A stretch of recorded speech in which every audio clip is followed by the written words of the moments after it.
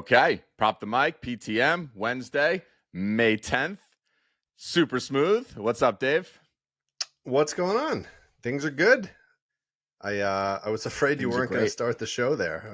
I thought you were like looking at me to talk. I said no, No, that's no, your no. We job, have man. my It's I realized well, we don't have to get into production side of things. What's going No, on? nobody cares about that. No. Let's talk about basketball. So NBA last night. Wow, Sixers just came out and punched the Celtics in the mouth. What do you think about Yeah. that? That was a little surprising. A little surprising. I think you summed it up when you're like Al Horford just shot them out of this game. Right? He really did. That was the Yeah. turning point of the game. He had Yeah. open look after open look threes and just kept missing them. And then, the Sixers went on the run and, I think the Celtics maybe cut it down to 8 or 10 or something like that, but they never got back in control. So that one goes back to Philly. I think that's tomorrow night. That'll be interesting. I think the Celtics still have a shot, but it's getting It's not more looking challenging. good. Yeah. And then the Nuggets just took care of business at home last night. Our man Jokic, my first Man. 50 plus in play on the Uh-huh. par, just got there. Just got there. Yeah. Yeah. And our boy Landale didn't deliver. He had 4 rebounds in 16 minutes. Didn't get those 20 minutes we thought he was going to get, so that's why he didn't clear. But Yeah. overall, decent games, right? Yeah, it was good. Luckily, they kept I posted up on Twitter when that right when Jokic cleared. And then as I was typing up, next thing I look up and he's already out of the game. So that was good. He just made it. That was like He to knew see that. he knew what he had to do. We He- we gave him a little pregame pep talk. There we go. All right, and then tonight we got two games. The underdogs are both leading in these 1-3, so elimination games. Going back home for the favorites. So the Heat are at the Knicks. Knicks are -3.5 at home, and total is 209. We'll start with that one, and then the other one is the Lakers Warriors. We'll go to that next. Yes, So let's sir. start with the Heat. Anybody on the Heat that you're liking tonight? Yeah, I actually I only have plays on the Heat. The other one, the other one I did like on the Knicks side was Barrett, which we put up already. But all my other plays are on Miami side for some reason. Okay. So let's start off here with Gabe Vincent over 3.5 assists, -135. He's done in 6 straight games, averaging 5.5 assists. Really nice home road splits, favoring the road this postseason. So yeah, nice low total. He'll get the minutes. I like this. Yeah. We were chatting about that one this morning. The only caution I would give, and I don't think it's a big risk, but he's definitely getting big minutes because they have him like hounding Brunson. Like he's not even letting Brunson bring the ball up the court. Really good defender. But I kind of felt in Miami he was getting away with a lot of bumping in the backcourt that at home might be called. So maybe he gets 5 fouls or something like that tonight, which could limit his minutes. But regardless, we're talking about 1 assist a quarter for a guy who's going to get good minutes. I like it a lot. Let's go with that one. All right. Who else? Next up, Kevin Love over 7.5 rebounds and assists, -125. He's done this in his last 5 of 6 games with Jimmy in the lineup this postseason, averaging over 10 RA in those 6 games. And this is pretty good. This is pretty crazy for him. He's rebounding 28% of opponents' missed shots this postseason. That's between the couple playing games and Milwaukee and New York. So I think he doesn't get huge minutes, but he can get there very 23 easily. minutes Yeah. he'll get. Yeah. And he's got this, he like developed this like new, I'm going to get a rebound. Pass? Yeah. I mean, it's not new for him. I'm sure he's been doing that's his whole career. that was like his bread and butter. Yeah, but he's doing it. He never did it in Cleveland. Yeah. For some reason, he's really successful at it against the Knicks. And that's great when you're playing an RA because he grabs a rebound throws it up the court, gets the assist, and that's 2 right there out of the 8 that you need. So a couple of Yeah, those tonight, and we'll be sitting good.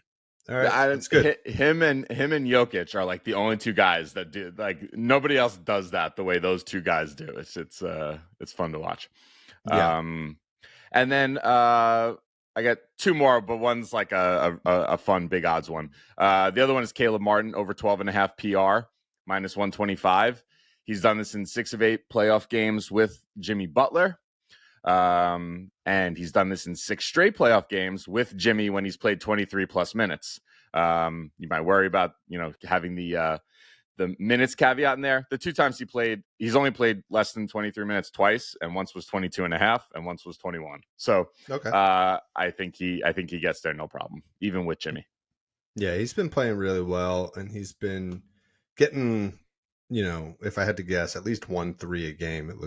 It's been looking like. So yeah. So yeah, that's nice. I like that one. Yeah. All right. Did you have any regular ones? Yeah. So this might be. Well, hold on. Before I dive into that one, I got a few others to throw out there. So the first one is a Jimmy Butler block. I like it because it's plus 115. He's 5 of 10 in the playoffs, so that would basically be kind of a plus 100 equivalent in terms of odds. But in the last 5 games, he's 4 of 5, and in the last 2 games, he's had 2 blocks in each game. So he really is got, like, despite the bad ankle, has got like an extra bounce in his step, and he's like playing really good defense. So I think that's a good play at plus money. I think if you wanted to really put a sprinkle on it, 2 blocks was, I think, plus 600, and he's done that in each of the last 2 games. So look at Jimmy blocks. I think that's a decent play. Okay. Bam rebounds. What do you think? Run it back. 8.5 now. It was 8.5 last game. We altered it down, but 8.5 again. You think he can? He's covered this in 7 of his 11 playoff games, so I think it's pretty good. And he seems to be playing with more urgency and aggressiveness than previously. Yeah, I all the stats and the data I think supports this. I don't know. He just disappears sometimes, and I worry about it more so than other guys. So you said you like it at 8.5? Yeah, I think so. Yeah. I mean, the first 2 games in New York, though, he didn't get there. Yeah, he seems to be playing differently, though, recently. So, yeah. So it's a lean for me. I don't love it just because of his inconsistency, but I think that's another one. Yeah. All right. Here's I got 2 more. So okay, I'm going to do going back to Jimmy Butler, first quarter, 8.5 points. He's done this, I believe, in 8 of 10 games in the playoffs so far. Okay. And we're getting this at plus 115. Nice. So I think this will lead into, my guess is, your next play. Why don't you cover your next play, and then we'll come back to my crazy one too. Okay. All right. So I wanted to look, Jimmy's been, after Devin Booker, I think no one's been better really this postseason. And he has some postseason data to look at from last year. So I wanted to see, what does Jimmy do in series closeout games? When he's got the series on the line, he can win out. So we have 4 games to look at. We have this season Milwaukee Game 5. We have last season Conference Finals Boston Game 7, semifinals Philly Game 6, and first round Atlanta Game 4. He never scored less than 32 points in any one of those games, averaging 36.3. He never had less than 8 rebounds in any of those games, averaging 8.8. He had 4 assists in all but 1 of those games. He had at least 1 3 in every one of those 4 games. At least 1 steal in every one of those 4 games. And except for Game 7 against Boston, had at least 1 block. So I like a nice little juicy Jimmy Butler parlay here. 30 points and 8 rebounds. If you just wanted to do that, that's almost plus 500. Plus 488. I think it actually might be plus 500 now. That was from earlier today. If you tack on one made three, that's plus 615.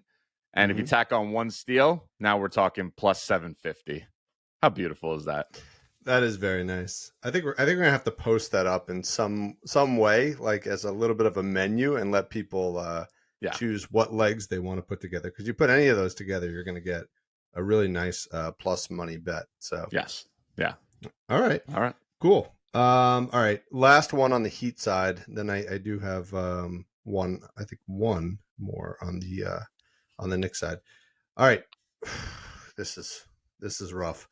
Duncan Robinson under 6.5 par minus 125. Okay. Wow. That's like it's an insane bet for a guy who like basically just bombs threes all game. Yeah. But under 16 minutes is what he's been playing in this series. I think he's played 4 straight games under 16 minutes. I think the only one he crossed over that was when he had 20 in game 2. Jimmy was out. Yeah.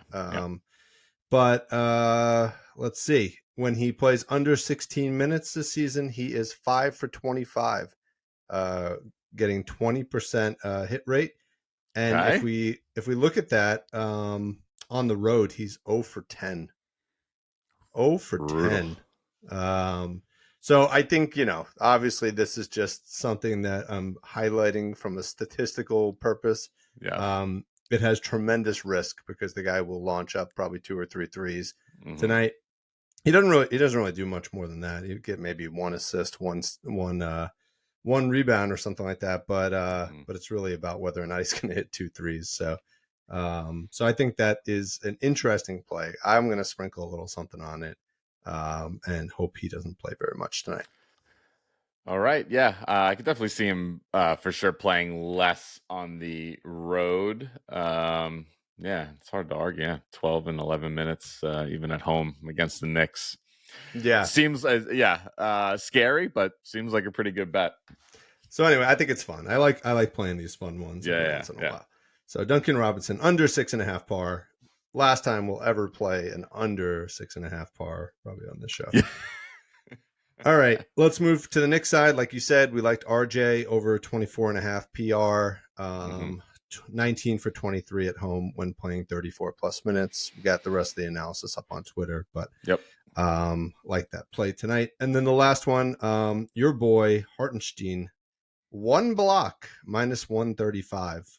He's done this in 7 straight playoff games and all 4 in this series against Miami. Nice.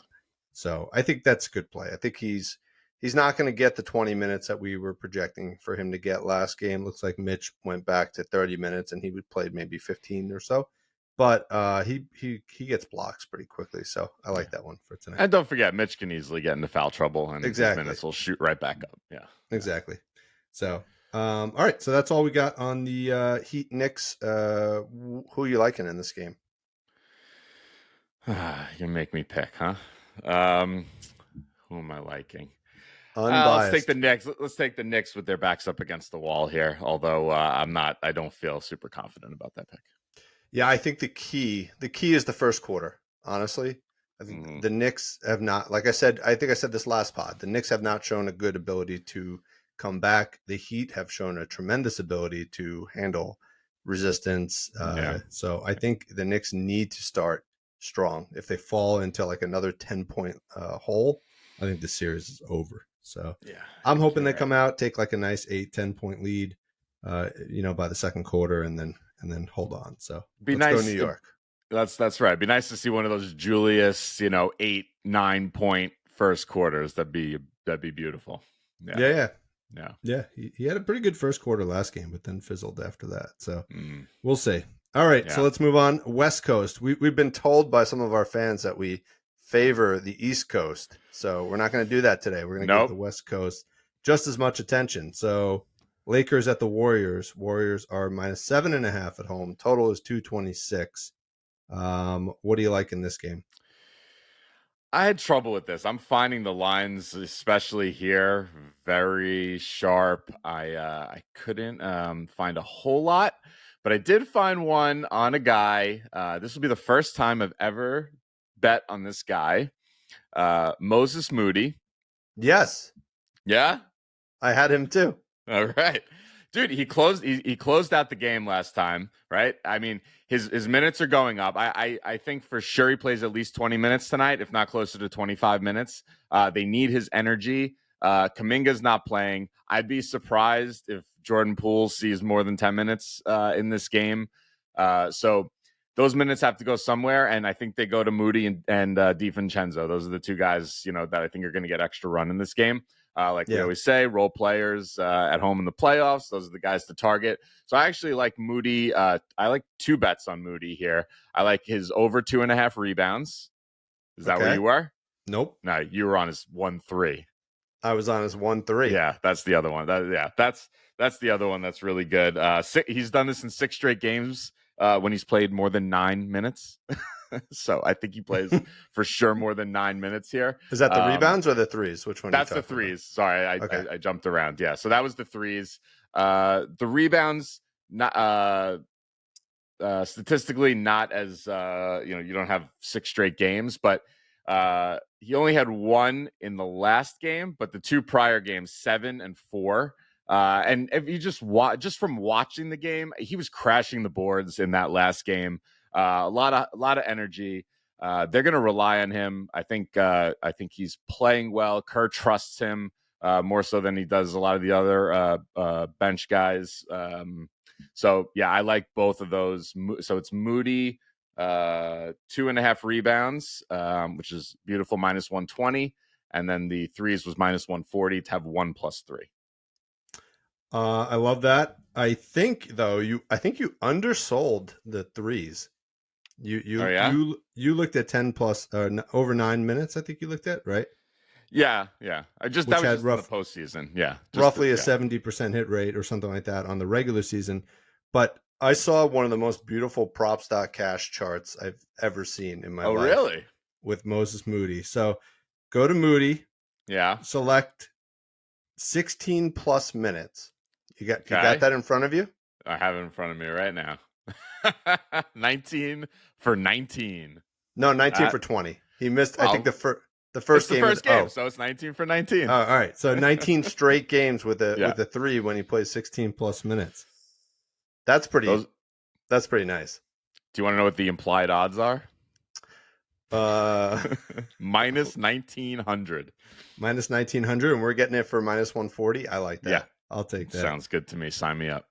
All right. We got to post that one later. I don't think there's a lot of people on Moody today, so we're gonna be the first, I think, maybe to post that one. Yeah. All right, cool. Anybody else on the Warriors side? No. What about a Steph triple double today? He had one. Didn't he have one last game? He did have one last game, and it's at plus 1800 again for today. So I think that might be worth sprinkling a little something on. Yeah.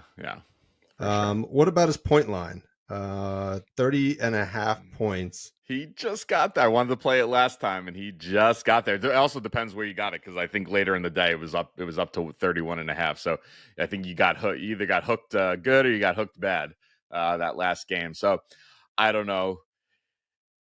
It's high. He's tired. He ran 49 pick and rolls last game. I just think, I don't know if he's got the legs. I'm a little worried about Steph, but what are you thinking? I just looked at, I think it was his last 4 games that he's played with 40 or 41 plus minutes, which is what he'll play tonight. 36, 32, 31, 31. So not a big margin to go by, but I think he might have nothing left after this game. Yeah. But I think he's going to leave it all out there tonight. I could see him putting up one of those, 40, 50 point games tonight. So I think it's a good play. I think one thing I'd say is that especially last game, obviously it could change if Clay gets hot, or something like that. But really, Curry was the only one that was able to do anything. And I think LeBron realized that, and I think they really locked down on him and weren't going to let him beat them. And I don't know, but it's Steph, right? So for sure, at the same time, I say that in one hand, the other hand, yeah, could he go for 42 points tonight? Yeah. So 42. I'm locking it in. yeah. He's going to get exactly 42. All right. What about on the Lakers side? Anybody there? I only had one that I thought had some nice value was Dennis Schroeder over 9.5 points. It was plus 100. He's done it in 6 of 7 against Golden State, averaging 13.5. The first 4 games against Golden State, 10, 12, 4, and 19.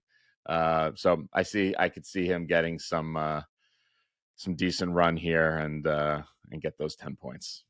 Yeah, we played this, I think, 3 games ago. Yep. It didn't hit.